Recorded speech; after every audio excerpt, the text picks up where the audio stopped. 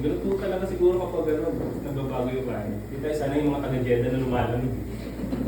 Alay yung mga sa Riyadh. Amen. We are on the third week of our series, The Miracle. Kung mapapansin niyo po yung series, the whole year we're talking about miracles. Tama po ba? Naalala niyo yung first series ng January? Same din po yung title, Miracle din. Pinag-usapan po natin yung buhay nila Moses, ano yung mga miracles na ginawa ng Lord sa kay Abraham. Amen. Pero ano ba kayo na-expect na miracle sa life nyo? Kung nangyari na po lahat, parang kay Karen, nangyari na lahat. Amen. So last week po, ang tinakal po ni Pastor Alfred ay yung virgin birth. Si Mary po ay nanganak as a virgin po. It's a resemblance of God's announcement that Jesus is His Son. Kasi virgin na si Mary pero siya nabuntis sa pamamagitan po ng power ng Holy Spirit. Amen? Wala akong intercourse na nangyari. And also, it shows na si Jesus ay 100% na human. Kasi minaniniwala ko na si Jesus ay tao lang. At yung process ng panganganak ni Mary, doon yung naging God si Jesus Christ. Pero hindi po niya sinurrender yung pagiging Diyos niya. Amen? So, He's 100% man, and He's also 100% God. Amen? So, ang ating pag-uusapan for today is oops. Ang tagal ko hindi tumayo dito sa harapan. Paano ko exempted na ako? Okay, the miracle of incarnation. Amen?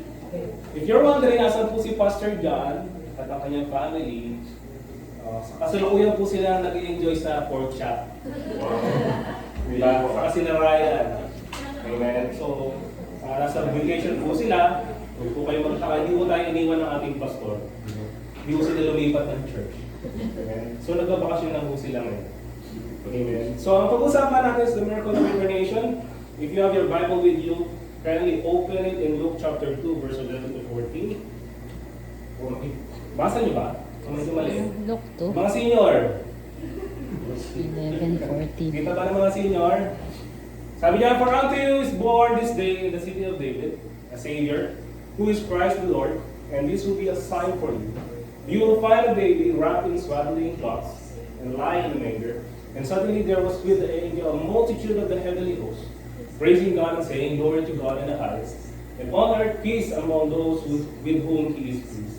Pwede mo ba tayo tumayot manalangin? Hallelujah, Lord God, we give you all the praise and all the glory. Panginoon, salamat o Diyos for the opportunity, Lord God, to study your word. I pray, Lord Jesus, kung naman ang pinagdadaanan na bawat sa Panginoon sa oras ito, Lord God. Maintindihan po namin, maunawaan po namin, Lord God, ang purpose mo, bakit ka po sa mundo ito, Lord Jesus. We pray for your comfort, Panginoon, to those who are longing for comfort, Panginoon, during this season, Lord God. Marahil ang iba sa amin na dinadaras ngayon ng pagsubok, Panginoon, we pray for your strength, Lord God. Ma-overcome namin ang lahat ng bagay nito, Panginoon. And as you study your word, Lord God, kayo po siya mag-usap sa amin, Panginoon. In Jesus' name we pray. Amen.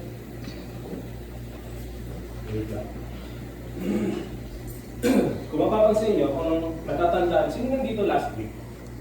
Bibigyan natin ng tissue. Last week po, pinag-usapan natin is a virgin birth. Kung babasahin niyo yung Luke chapter 1, nandito yung prophecy kung saan ang angel nag-prophesy about the birth of John the Baptist. Kilala mo si John the Baptist? Amen? Familiar kay John the Baptist. Siya po yung cousin ni Jesus Christ sa human world. And also in chapter 1, nagkaroon din ng prophecy about sa birth naman ni Jesus Christ. Alright? Malinaw? So bago dumating itong chapter 2, nagkaroon ho ng census, nag-decree si Augustus Caesar, nagkaroon ho siya ng pa-census kasi kailangan niya malaman lahat po ng land ng under the Roman Empire, nagkaroon ho ng census para sa taxation, saka para malaman kung gaano maraming kalalakihan. Hindi ho sinisensus yung mga babae that time sa mga kids. Hindi ko sinasabi hindi kayo importante, pero parang gano'n na rin. Diba? During that time, binibilang mo nila yung mga male. Kaya si Joseph, kung mapapansin, bumalik po siya sa kanyang ancestral town. Saan? Sa Bethlehem. Pamilya ko sa Bethlehem. Sino ang nakarating na ng Bethlehem? Ang narating ko lang yung Bethlehem, magkakaawag ako eh. Gumanap po ako na 3 kings. Ayaw nilang ako yung Jesus. Hindi ko alam kung bakit. Bakit naman Jesus, di ba? Pero ayaw ho nila. Ninyo. Ninyo ho ang pangalan ko kung dudusin. Pero ayaw nila akong payagan. So yung mga, during that time, nagkaroon ng census, at si Joseph, kung tutusin si Joseph lang sa dapat babalik ng Bethlehem. Pero hindi yun. Sumama ko si Mary. Mga asawang babae. Amen? Sumusuporta ba kayo sa mga kalalakihan? Sa mga asawa ng lalaki? Diba pag sinabi niya, gusto ko ng PSP, PS5, wala sinagot na babae. Right? So si Mary, kahit buntis po siya, sumama po siya kay Joseph. At that time, ang Bethlehem is a small town. Small town lang ang Bethlehem. At nagdatingan yung mga dating nakatira doon. Imagine niyo kung gaano ka-jump pack yung Bethlehem na tayo. And this is Mary carrying a child. Wala akong mag-cater mo sa kanilang pamilya. At manganganak daw si Mary. So nanganak po si Mary saan? Sa barn. Kasama yung mga sheep, mga animals. Meron mo bang mga nanay dito? Nangarap po ba kayong mga anak na may kasamang kambing, katabi ng bear? Meron mo ba rito? Di ba mababalitaan natin na may mga anak sa tricycle, mga anak sa jeep, o mga anak sa aeroplano, di ba? So si Jesus pinanganak sa manger, right? So for this day in the city of David is not Jerusalem, it's actually Bethlehem. Sabi niya, City of David. Bakit tinawag na City of David ang Bethlehem? Kasi doon lumaki si David. Kasama yung tatay niya, si Jesse. Saka yung mga kapatid niya, yung 7 brothers niya. Ano ang trabaho ni David? Siya ay shepherd. Amen. Sabi dito, Bethlehem is called the City of David because David grew up here along with his father Jesse and his 7 brothers. David tended the sheep in the fields outside the village, just as the shepherds were doing it. Angel appeared to them. So, lahat po ito nangyari, hindi ko dahil sa si Emperor Augustus Caesar at ang Bethlehem o Jerusalem under kay Quirinius, which is is the governor of Syria, pero under sila naman. Hindi ko dahil nagkaroon ng decree kaya sila pumunta ng Bethlehem. Because 700 years back, nagkaroon mo ng prophecy kung saan ipapanganak si Jesus Christ. Right, familiar? So, Micah chapter 5, verse 2, sabi dyan, but you, O Bethlehem, Ephrathah. Ano ba basa dyan? Ephrathah. Who are too little to be among the clans of Judah, from you shall come forth for me one who is to be ruler in Israel, whose coming forth is from of old, from ancient of days. When Jesus was born, Bethlehem was still off the beaten track. However, the Jews knew that the Messiah would be born there. So hindi yung secret sa mga Jew. Hindi yung secret sa mga theologian na si Jesus ipapanganak sa Bethlehem. So hindi yung surprising po para sa kanila. Alam mo nila kung saan ipapanganak si Jesus. Hindi lang nila alam kung kailan. Amen? Right? So, kung natatandaan nyo, more time, cooking time. Kung matatandaan nyo, yung story ng mga Magi. Magi ba tawag doon, Paul? Kala ko si Magi. Puro doon nila kinuha yung Magi. Yung mga Magi, familiar kayo sa Magi? Hindi yung 3 kings, wala akong 3 kings sa Bible. Wala 3 wise men. They are called Magi. Kung mga merchants. All of a sudden, they arrived in Jerusalem asking, saan pinanganak yung Messiah? Tinatanong mo nila si Herod, saan na yung bagong king? And Herod quote all history religions at ito yung kinote nila. So ibig sabihin, they are familiar. Alam mo nila na darating yung Messiah. At alam nila kung saan lugar ipapanganak ng Messiah. But here's the thing, wala ko silang ginawa. Diba all of a sudden, may darating doon, may dumating na guest asking where's the Messiah. Amen, pero wala ko silang ginawa. They don't care at all. Sabi yan, where is the Messiah going to be born? Amen. Sabi yan, the fact that even though the Magi suddenly showed up in Jerusalem, ito yung nakakatawan. All of a sudden, may nag-appear sa kanilang pintuan, tatanong asa ng Messiah. And the fact they knew where Jesus was born, wala akong silang ginawa. Wala akong nag-investigate. Puntahan natin ng Bethlehem. Alamin natin kung totoo na darating yung Messiah. Amen? Sa panahon mo natin ngayon, in our time, Pag nag-share po tayo ng good news, ilang beses na po tayo na-reject? Meron na po ba na-reject dito, sharing the gospel? Yung sabi mo, magkita tayo sa ganitong lugar. Pero in-Indian ka, di mo alam na di pala Pilipino yung kausap mo. Indiano. Right? Nag-share ka ng gospel pero wala akong time. Alam mo ang important. Sino mo na-interview na rito sa trabaho? Di ba pag nagkaroon ng appointment, pag sinabing alas 10, alas 9, nandun ka na, di ba? Meron ba rito 10 ang interview mo, 11 ka darating? Expected mo, tatanggalin ka sa trabaho? Wala, di ba? Pag sinabing ganitong oras, mas maaga kang darating. And these people, they knew. Alam nila kung saan ipapanganak si Jesus Christ. Meron na nag-visit na Magi, confirming na si Jesus ay pinanganak na. Pero wala kong silang pakialam. In our busy time right now, masyadong busy ang mga tao ngayon. Just like what's happening in Bethlehem. Busy ho sila. Diba? Rattled ho sila kasi kailangan nila magpa-census. Kailangan nila pumirma. So masyado silang busy sa personal life nila. Hindi ho nila, na-miss ho nila yung pinaka-importanting event sa humankind. Ang alin yung pagkapanganak ni Jesus Christ. Amen. Yung incarnation ni Jesus. Right? Wala akong gender reveal na nangyari. Di ba ngayon sa internet? May mga gender reveal na inaabangan. Si Jesus hindi niya kailangan ng gender reveal. In fact, napaka-silent ng pagdating ni Jesus Christ. Amen? Walang trumpet na nangyari, walang sparkle of the stars, walang ganun eh. Basta nanganak si Mary in a manger. At siguro naman wala ko sa inyo nangarap ng nanganak sa ganung klaseng lugar. Marami ng iba sa inyo nanganak sa mamahaling hospital. So hindi ko pinopromote yung hospital ng asawa ko, pero magnet na ho sila. Amen. Diba? Sabi nga ni Ate, they're totally safe pag nanganganak yung mga babae dito. Ang dami mong doktor. Imagine mo si Joseph Carpintero, ang pamputol niya ng umbilical cord si splice. Carpintero eh. Diba? Pero ganun yung humbleness na tayo. Napaka-humble ng Lord. Diba? Malay natin kung meron na siyang gamit na ganun. Diba? Assume lang.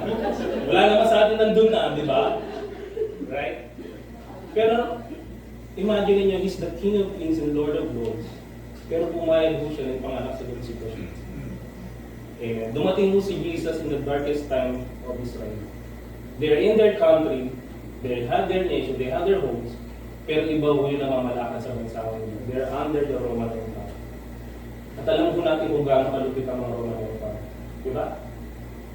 Pag nagsinungaling ka doon, hindi ka kulong lang, may palo ka kasama. Right? At hindi pa uso ang human rights at that time. Hindi pa nag-exist ang human rights. Kung kapag tripan ka nilang paluin, hindi palo ka. Right? 700 years earlier, there was a prophecy about the coming of Jesus Christ. And yet, wala akong nag-prepare po sa kanila. Ngayon, kapag may nagsabi sa atin, darating si Jesus, yung second coming ni Jesus next week, 7 o'clock ng umaga, ilan kaya sa atin dito ang aabot ng 7 o'clock? Diba? Baka alas 5 pa lang, nandito ka na. Gabi pa lang ng Thursday, nandito ka na. Waiting for Jesus Christ. Right? Amen? Amen. Hindi ko sinasabi yung mga late, okay lang yun. Sa Lord na lang kayo mag-explain. So sabi dito, for unto you is born this day in the city of David. Dito lang tayo magpapaikot-ikot. Ano po?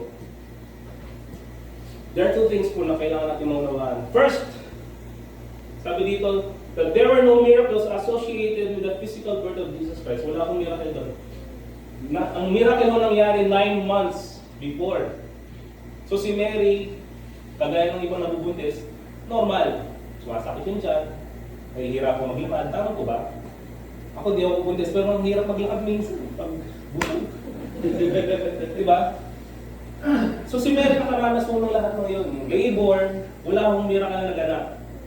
Ang miracle mo noon ay si Mary ay virgin. At na-conceive si Jesus Christ from the power of the Holy Spirit. This is the announcement of God. That Jesus is His Son. Amen? Yun yung first fact. The second fact is, it happened. Sabi niya, born this day. Hindi mo siya meet. Hindi mo nagkataon lang, hindi mo nakatang-isip lang. Or napagtripan na, pagkwentuhan ng mga chismosa sa labas na, ay, pinanganak yung Messiah. Hindi mo. Totoong nangyayari si Jesus ay pinanganak. Amen. So, totoo na nangyayari. What is the significance of Jesus being begotten of the Holy Spirit? Since Jesus was born of Mary, we know that He was truly human. Since He was conceived through the Holy Spirit, we know that He was more than a man. So hindi lang siya basta tao. So yung mga nagkiklaim na si Jesus tao lang, sila po yung nagkakamali. Diba? Kasi dito sinabi ni Luke, in the city of David, a Savior who is Christ the Lord. Kumbaga talagang dinitali ni Luke kung sino si Jesus Christ. Alam niyo po ba kung ano trabaho ni Luke? He is a physician. Amen. Sabi diyan, bakit? For unto you is born this day in the city of David a Savior, who is Christ the Lord. Kung tinan niyo kung paano nilatag ni Luke kung sino si Jesus Christ. First, He's a Savior. He is the Christ. And He is the Lord. Dalawa ho sila na apostles. Dalawa ho sila na nagkwento tungkol sa kapanganakan ni Jesus Christ. Isa si Matthew. Pero si Luke, very detailed siya kasi, you know, he's a physician. So kapag nagkwento siya, talagang detalyado, naka-arrange. So sa Old Testament, the meaning of Savior is the one who delivers His people. Yun ho yung ibig sabihin ng Savior, the one who delivers His people. Christ is the Greek version of the word Messiah. Ang Messiah means the anointed one. Okay? Hindi lahat pwede mag-claim ng Messiah, isa lang. He is the anointed one. And the Lord is a term of deity. It's a synonym of God. So pinapakita ni Luke na si Jesus ay hindi lang tao, siya yung Diyos din. Amen? Amen? Naniniwala ko ba kayo na si Jesus is God? Amen? Baka sa ibang religion mo kayo napunta. Si Jesus ay Lord. Amen? So what is the purpose of His coming? Bakit ba pinanganak si Jesus dito sa mundo? Bakit kaya? Trip lang ni Jesus, di ba? Kasi wala siyang magawa sa heaven, kaya bumaba siya dito sa lupa. Para makipag-mingle lang. So the purpose of His coming, sabi dito, for unto you is born this day in the city of David. Sabihin mo nga sa kapatid mo, nanisip.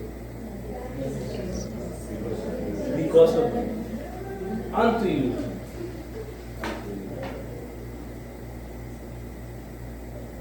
Kung mapapansin niyo po ang Christmas, hindi po siya pangmaramihan. Ang Christmas po talaga ay personal. Amen. Ilang araw na Pasko na, tama po ba? Excited ba kayo? Kami mo tumanggap na ng regalo kanina na baka may gustong sumunod. Amen. So, in some of us, mahirap po para sa kanila mag-celebrate ng Christmas because siguro, merong nawala ng mahal sa buhay. Tama po ba? Ang hirap po mag-celebrate ng Christmas. 5 years ago po, nung mamatay ang tatay ko, December 23. Amen. Ang hirap po i-grasp na mag-celebrate ng Christmas kasi naman ka ng mahal sa buhay. And a few months ago, nag-message ko yung nanay ko na namatay naman yung kapatid ng tatay ko, yung ate ko nila. And then, a week ago, na-receive ko naman yung isang message na yung friend ko na kasama ko sa mission before also passed away. And then this week, meron na naman message na yung kasama ng auntie ko ay died. Sabi ko, Lord, parang gusto mong question, anong nangyayari ko sa atin? But actually, kapag tinanggap mo si Jesus Christ sa heart mo, andun lang yung comfort ng Panginoon. Yes, di ba? Hindi natin hawak ang buhay. Di ba? Sino makapagsabi dito 10 years buhay pa? Right? Pwede mo planuhin yung life mo in 10 years pa, pero you cannot tell na hanggang 10 years pa yung buhay mo. Para po ba? Aware po ba tayo doon? Na yung buhay na meron tayo ay hawak ng Panginoon. Amen? Amen po ba? Pwede ka magplano na next year, pupunta ka ng Canada, punta ka ng UK, punta ka ng kung saan saan. Pero hindi natin hawak ang buhay natin. Tama po ba? It all belongs to the Lord. Kaya hindi tayo pwede magmalaki, Lord, Hindi tayo pwedeng lumalakas sa Panginoon na kaya ko to, magaling ako eh. Sabi dito, for unto you is born this day in the city of David. Dahil sa atin. Alam niyo po ba kung sino kausap dito ng angel? By the way, angel mo nagsasalita rito. Sabi niya, for unto you is born this day in the city of David. Sino po kausap nila? Kausap ng angel. Yung mga shepherd. Sometimes, niro-romanticize natin yung pagiging shepherd. Why? Because of Psalms 23. The Lord is my shepherd. Parang, gusto ko maging shepherd. And Jesus is a shepherd. Tama po ba? Gusto natin yung feeling na, ay, sarap maging shepherd. Pero totoo, in their reality, ayaw mo nila ng shepherd. They hate them. Why? Because they're not trustworthy. Wala akong may tiwala sa mga shepherd. Galit po sa kanila yung mga may fields because they will bring their sheep, papakainin nila sa field. Pag alis nila po doon, sira na yung field nila. At the same time, yung mga shepherd, hindi sila makapag-worship sa Lord o sa temple kasi they're dirty. They're ceremonially unclean. So hindi sila basta-basta makapag-worship sa Panginoon. Pero tingnan nyo po kung sino kausap ng angel dito. For unto you is born this day in the city of David. Kanino in-announce yung pagkapanganak ni Jesus Christ? Doon mo sa mga lowest, sa mga outcasts.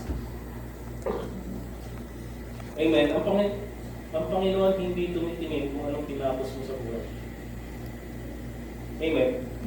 Ang Lord hindi tumitingin kung gaano kalaki yung bank account. Diba? Katibi. Kung kasi niyamatay niya Katibi, diba? Ang Lord hindi tumitingin doon, hindi tumitingin sa status mo. Look at these people, they are actually tending their sheep. Right? Pero sila, sa kanila nag-announce ang Panginoon na dumating na yung Messiah.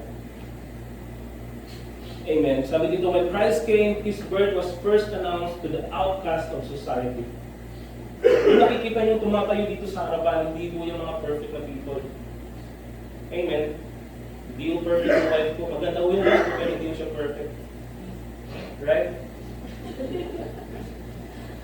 Para saan perfect siya?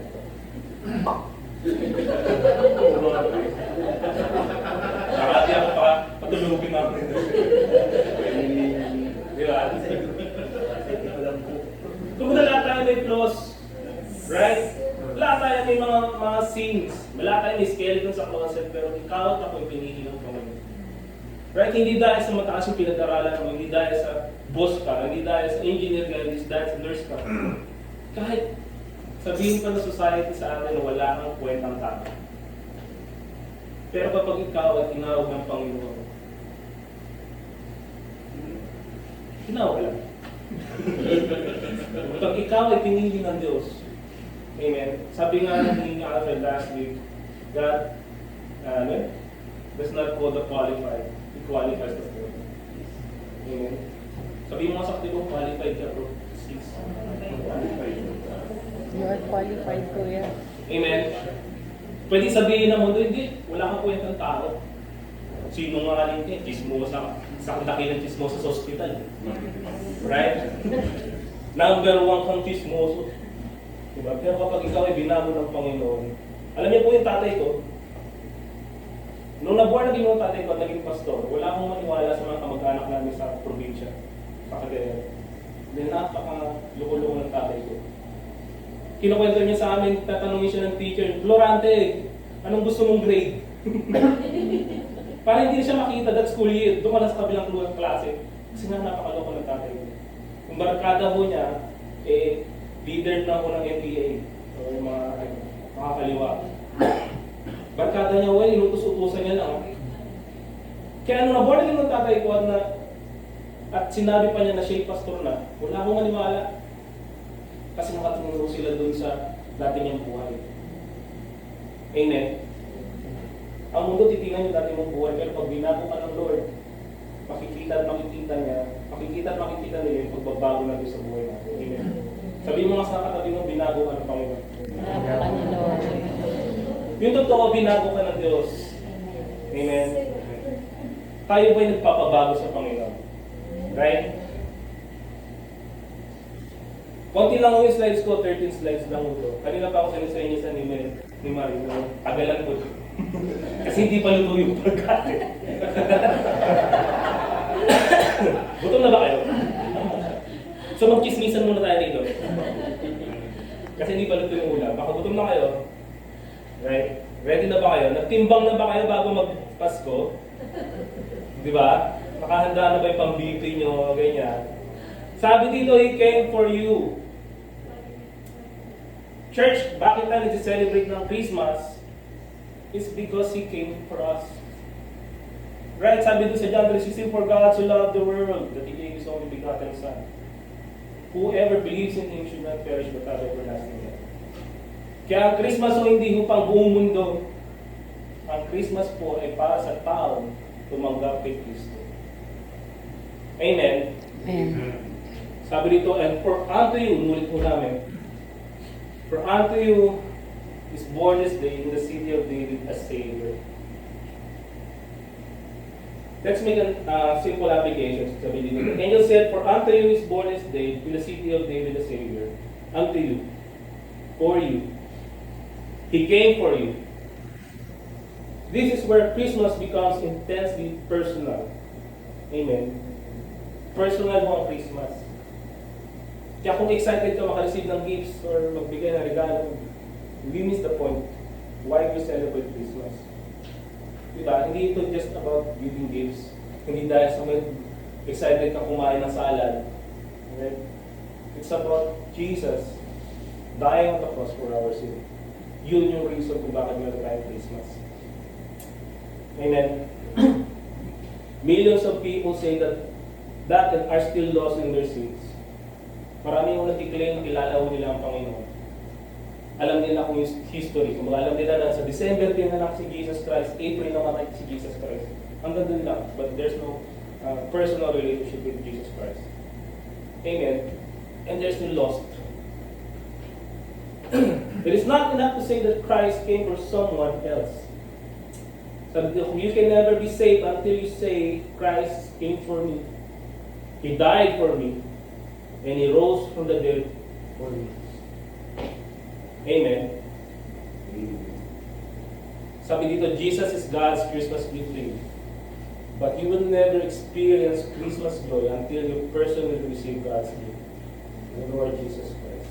Si Jesus po yung regalo sa atin ng Panginoon. Amen. Yung nakabalot ng swaddling cloth, pinirigalo ng Panginoon para sa atin. Amen. 2,000 years ago, God sent a gift wrapped in swaddling cloths and lying in a manger. Sabi dito, Christ came to save us from our sin. But even His death on the cross cannot save us until we believe. So hindi sapat na alam mo na si Jesus Christ namatay sa cross. Dahil on the cross, hindi mo sapat na alam mo yun. Unless tinanggap mo si Jesus sa heart mo as your Lord. Not just a Savior, but also a Lord. Amen? Pag sinabing Lord, siya yung nasusunod. Tama po ba? Wala nang nag-amen. Ayaw nila masunod si Lord. Pag sinabi sa inong Panginoon, huwag mong kainin yan, magiging high blood ka, sumunod ka. Di ba? Pag sinabi ng Panginoon, tigilan mo itong kasalanan na to, sunod ka. Bakit? Kasi siya yung Lord mo. Tama po ba? Only two things are worth knowing in this world. First, I am a great sinner. Sino dito aminado? Isa ka sa great. Isa ka sa makasalanan sa mundo. Aminado ka na makasalanan ka. Amen. O meron dito perfect ka. Taas mo nga kamay. Meron ka perfect, bigyan kita ng keyboard. Wala, diba? Lahat tayo sinner. Amen. Second, Jesus Christ is a great Savior. Wala akong ibang Savior. Hindi ko itong iglesia ko, hindi ko si Pastor John. Ang Savior lang mo natin ay si Jesus Christ. Meron mo ba dito tumanggap kay Jesus Christ? Tinanggap mo ba natin yung gift ng Lord ng kaligtasan? It's a gift, actually. It's up to us whether or not we accept it. Hindi yung pagpipilitan ng Panginoon yung gift niya na salvation sa atin. Amen. Kaya wala akong pilitan sa Panginoon. Kung ayaw mo mahalin ng Lord, okay na. Hindi ka pipilitin ng Panginoon. Pero sayang if you miss that part. Miss that event in our life. Natanggapin si Jesus Christ as our Lord and Savior. Tayo po'y tumayo. Luto na. Baka di ba luto? Tatagalan mo ba? Na-appreciate niyo ba ang Christmas? Yes. Nung bata ako, na-appreciate yung Christmas kasi dami kong gifts. Lalo kong na-appreciate yung Christmas nung nalaman ko na kaya pala may Pasko dahil si Jesus namatay sa cross. Na yung Diyos ng mga Diyos, sa akin ng mga nagkataong tao, for our sake, for your sake. Amen. Tayo ay manalangin. Heavenly Father, we come before your throne. Thank you, Lord Jesus. Thank you, Lord, for coming down from heaven, Lord Jesus, and saving us from our sins. Lord, we deserve help, Panginoon. Dahil we are sinners, Panginoon. We deserve to be punished, Panginoon, Lord God. Pero pinili mo ipadala, Panginoon, ang nag-iisa mong anak. For our sake, for your people's sake, Panginoon. And right now, Lord God, habang papalapit, Panginoon, ng Pasko, remind us once again, Lord Jesus, that it is because of your love and your grace why we are celebrating, Panginoon Jesus. Remind us also, Panginoon, na kalagahan, O Diyos, ng pagbabahagi ng salita mo, Panginoon. Huwag po namin sarilinin yung joy. Huwag po namin sarilinin, Panginoon, yung salvation na namin naranasan, Panginoon. Because magkaroon kami ng heart, Lord God, to share your word, to share your gospel, Panginoon. So that day, Panginoon, yung mga nasa loos, yung mga wala sa piling mo, maranasan din nila yung pag-ibig mo na naranasan namin, Panginoon. Amen. Help us and give us strength, Panginoon, to share your gospel sa mga kaibigan namin,